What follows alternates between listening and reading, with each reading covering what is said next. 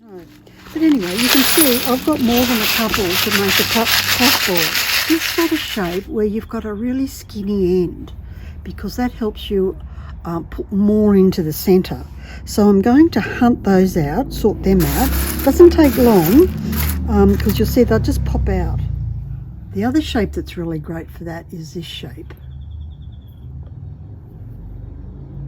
where and this is the second round when you're doing slivers or shards or whatever name you want to call them. And once again, you've got the double points. I might actually look for these because these make great flowers too. So I'll come back when I've got a good sort. I've sorted all of these out. Seems like a lot, but we'll see how many we've got left and we're done. So I'm popping in back to the usual cake tin because we know that this is going nice and firm on the outside. With the big ones first. And if you like structured asymmetrical things, this style isn't going to suit you at all. It will drive you spare. So if you like things that are like roughly cut and a little bit higgledy-piggledy, then you'll probably enjoy this one.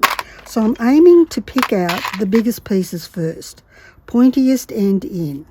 So we'll start off there, and like I say, just pop them around, and we won't worry too much about the shaping until we're done.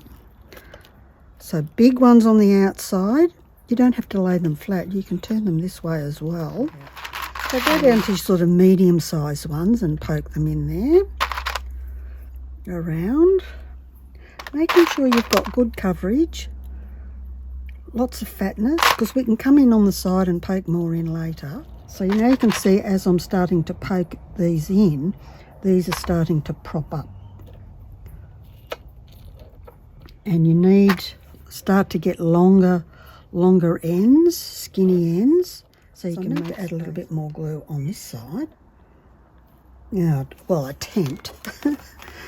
So I want to poke these down there to fill in the space between the top and the bottom because it's just not full enough yet. There's two straight lines together. I need to get rid of that because once I see that, I can't unsee it. So just go through and check that everything's higgledy-piggledy and not standing in straight lines. It's like a grout line. Once you see a grout river, it's like, oh my God, I just can't unsee that. Okay, so how are we looking? What's the verdict?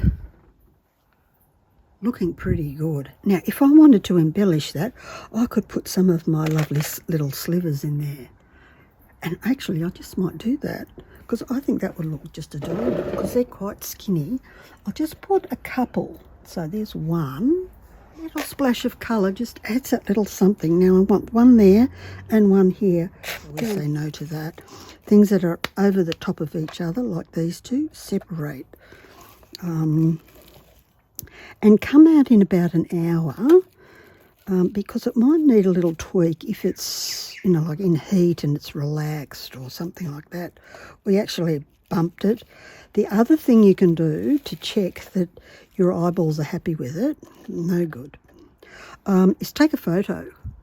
Make it black and white because that will show you what will drive you crazy, what you see first. And, because, like I say, once you see it, you can't unsee it. I think I need another little skinny in here.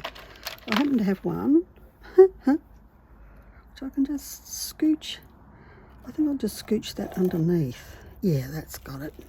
Now I'm happy. So in an hour I'll come out and take the photo and see what we got. Now, I probably used, out of all those ones I got, I probably used 3/4. That's all I've got left.